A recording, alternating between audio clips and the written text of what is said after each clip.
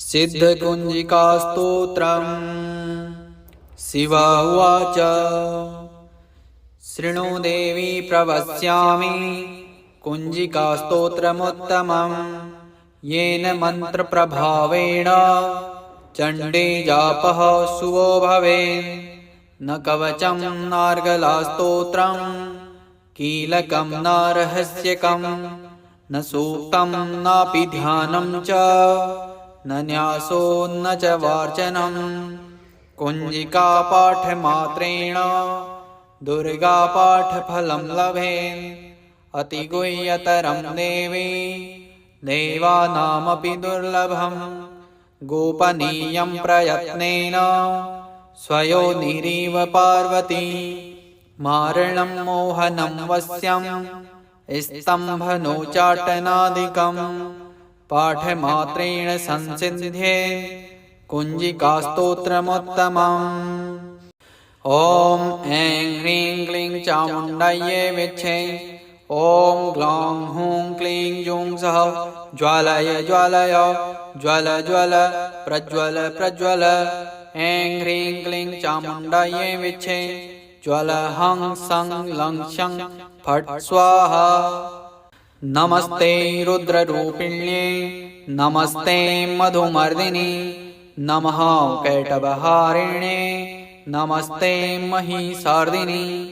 नमस्ते शुम्भहन्त्रे च निशुम्भासुरघातिनि। जागृतं हि महादेवी जपं सिद्धिं कुरुष्व मे। ऐङ्कारी सृष्टिरूपायै ह्रीङ्कारी प्रतिपालिका। क्लीङ्कारी कामरूपिण्ये बीजरूपे नमोऽस्तु ते। चामुण्डा चण्डघाती च यैकारी वरदायिनी। विच्छेचाभयदा नित्यं नमस्ते मन्त्ररूपिणी। धां धीं धूं धुर्जटे पत्नी वां वीं वूं वागधीश्वरी।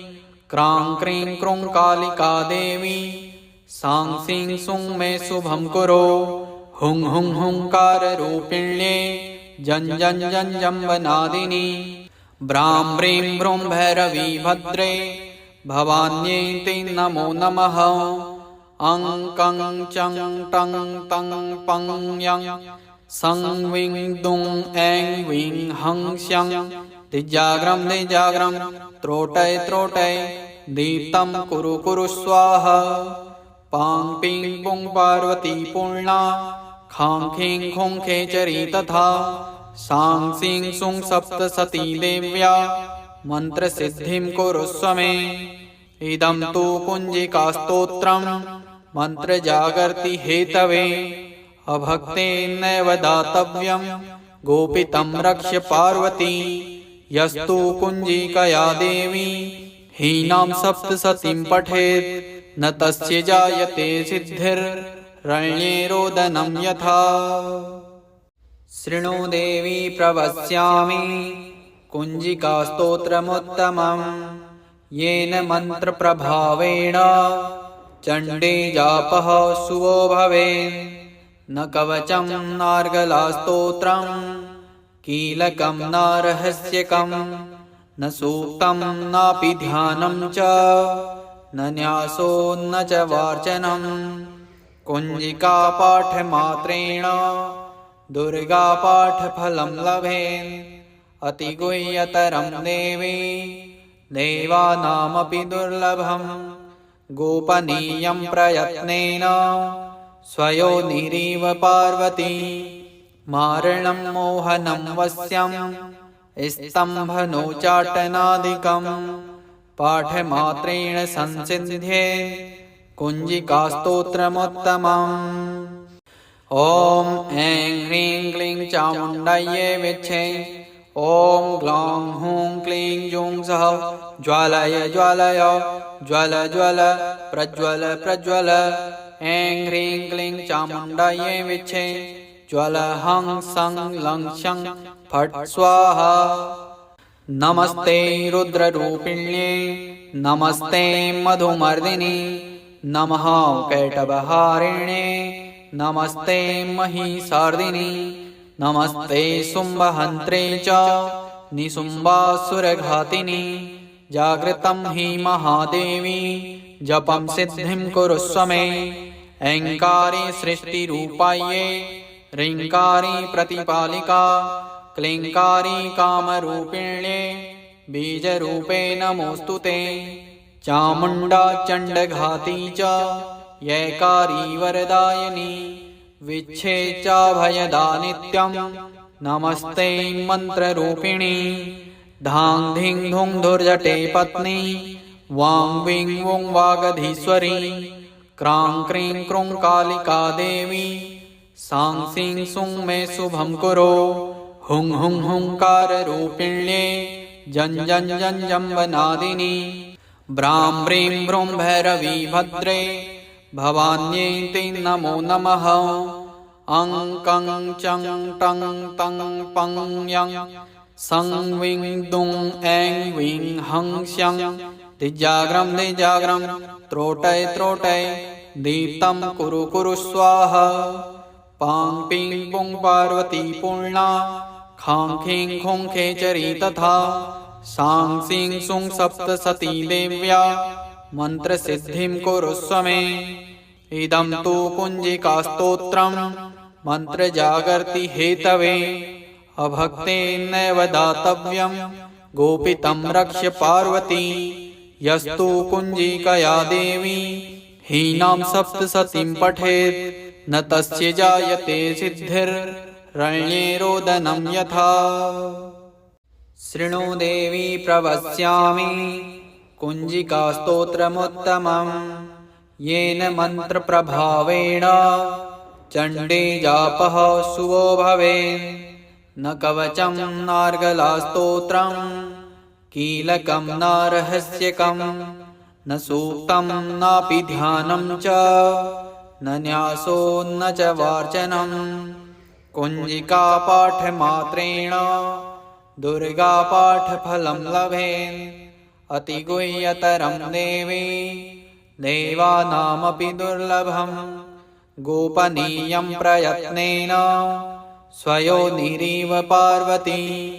मारणं मोहनं वश्यं स्तम्भनोच्चाटनादिकं पाठमात्रेण संसिद्ध्येत् कुञ्जिकास्तोत्रमुत्तमम्। ॐ ऐं ह्रीं क्लीं चामुण्डायै विच्छे। ॐ ग्लौं हूं क्लीं जूं सः ज्वालय ज्वालय ज्वल ज्वल प्रज्वल प्रज्वल। ऐं ह्रीं क्लीं चामुण्डायै विच्छे। ज्वल हं सं लं शं फट् स्वाहा। नमस्ते रुद्ररूपिण्ये नमस्ते मधुमर्दिनि नमः कैटभहारिण्ये नमस्ते महिषार्दिनि नमस्ते शुम्भहन्त्रे च निशुम्भासुरघातिनि। जागृतं हि महादेवी जपं सिद्धिं कुरुष्व मे। ऐङ्कारे सृष्टिरूपायै ह्रीङ्कारी प्रतिपालिका क्लीङ्कारी कामरूपिण्ये बीजरूपे नमोऽस्तु ते। चामुण्डा चण्डघाती च यैकारी वरदायिनी विच्छेचाभयदा नित्यं नमस्ते मन्त्ररूपिणी। धां धीं धूं धुर्जटे पत्नी वां वीं वुं वागधीश्वरी क्रां क्रीं क्रूं कालिका देवी सां सीं सुं मे शुभं कुरु। हुं हुं हुंकाररूपिण्ये जं जं जं जम्बनादिनी ब्रां ब्रीं ब्रूं भैरवी भद्रे भवान्यै ते नमो नमः। अं कं चं टं तं पं यं सं वीं दुं ऐं वीं हं स्यं दिजाग्रं दिजाग्रं त्रोटय त्रोटय दीप्तं कुरु कुरु स्वाहा। पां पीं पुं पार्वती पूर्णा खां खीं खूं खेचरी तथा सां सीं सुं सप्तसती देव्या मन्त्रसिद्धिं कुरुष्व मे। इदं तु कुञ्जिकास्तोत्रं मन्त्रजागर्ति हेतवे अभक्तेनैव दातव्यं गोपितं रक्ष्य पार्वती। यस्तु कुञ्जिकया देवी हीनां सप्तसतीं पठेत् न तस्य जायते सिद्धिर्रण्ये रोदनं यथा। शृणु देवी प्रवक्ष्यामि कुञ्जिकास्तोत्रमुत्तमम् येन मन्त्रप्रभावेण चण्डी जापः शुभो भवेत्।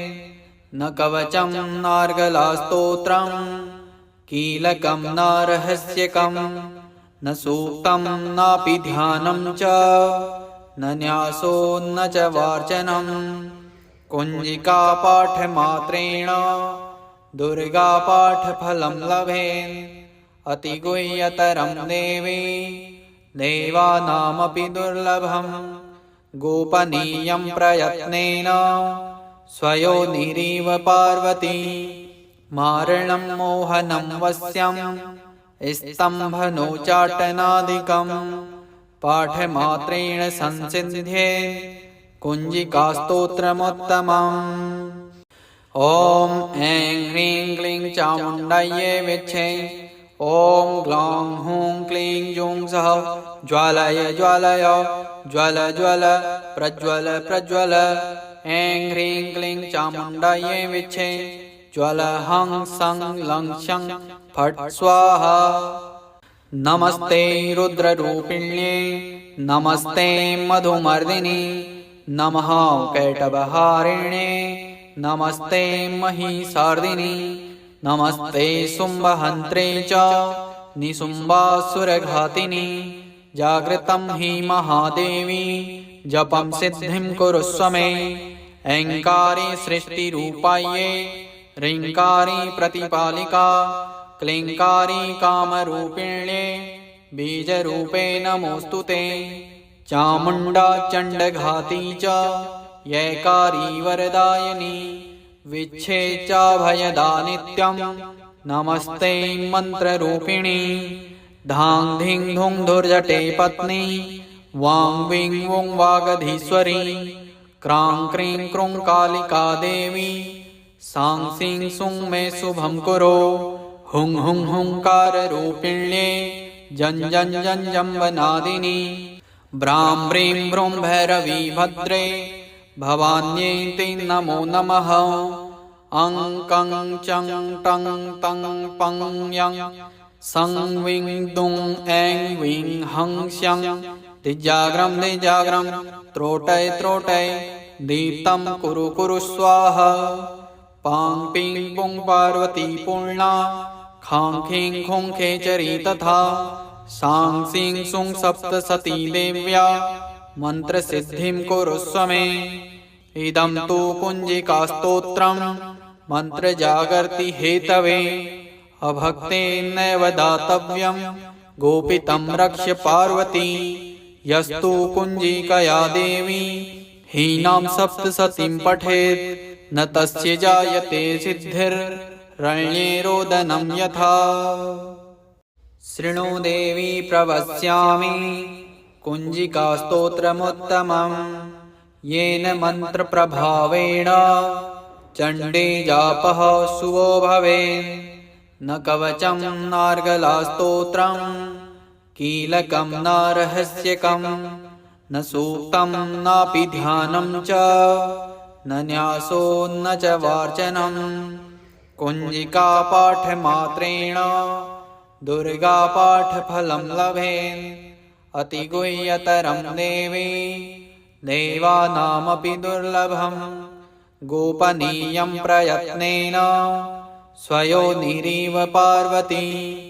मारणं मोहनं वश्यं स्तम्भनोच्चाटनादिकं पाठमात्रेण संसिद्ध्येत् कुञ्जिकास्तोत्रमुत्तमम्। ॐ ऐं ह्रीं क्लीं चामुण्डायै विच्छे।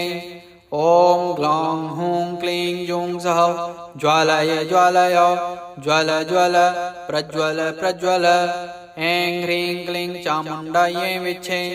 ज्वल हं सं लं शं फट् स्वाहा।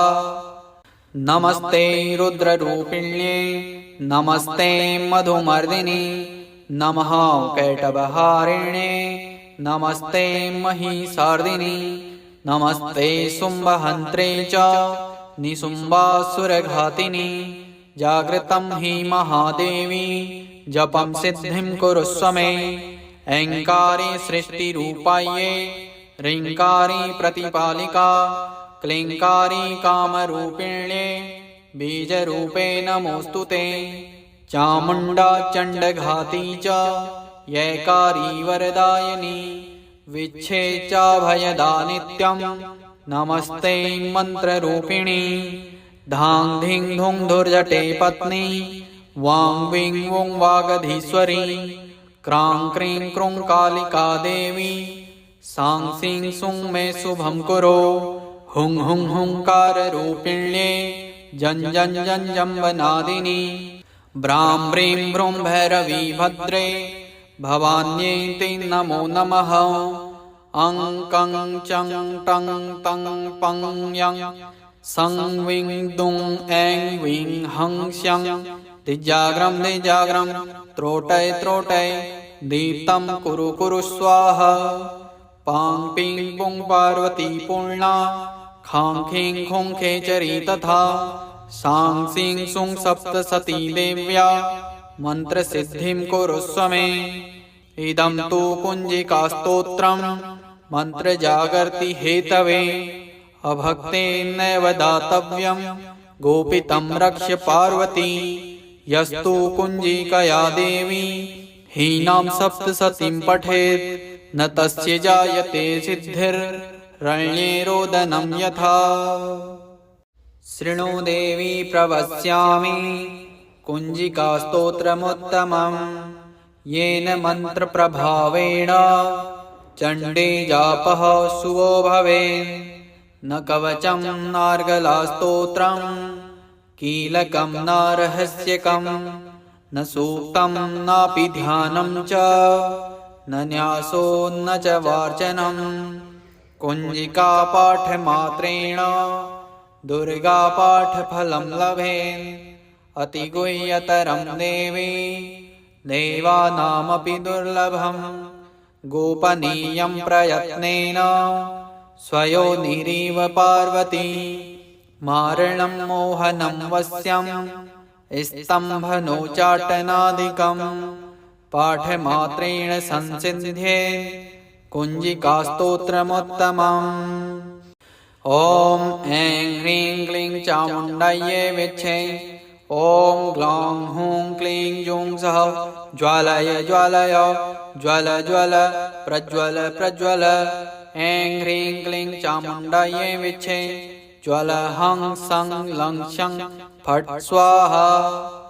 नमस्ते रुद्ररूपिण्ये नमस्ते मधुमर्दिनि नमः कैटभहारिण्ये नमस्ते महिषार्दिनि नमस्ते शुम्भहन्त्रे च निशुम्भासुरघातिनि। जागृतं हि महादेवी जपं सिद्धिं कुरुष्व मे। ऐङ्कारी सृष्टिरूपायै ह्रीङ्कारी प्रतिपालिका क्लीङ्कारी कामरूपिण्ये बीजरूपे नमोऽस्तु ते। चामुण्डा चण्डघाती च यैकारी वरदायिनी विच्छेचाभयदा नित्यं नमस्ते मन्त्ररूपिणी। धां धीं धूं धुर्जटे पत्नी वां वीं वुं वागधीश्वरी क्रां क्रीं क्रूं कालिका देवी सां सीं सूं मे शुभं कुरु। हुं हुं हुंकाररूपिण्ये जं जं जं जम्बनादिनी ब्रां ब्रीं ब्रूं भैरवी भद्रे भवान्यै ते नमो नमः। अं कं चं टं तं पं यं सं वीं दुं ऐं वीं हं स्यं दिजाग्रं दिजाग्रं त्रोटय त्रोटय दीप्तं कुरु कुरु स्वाहा।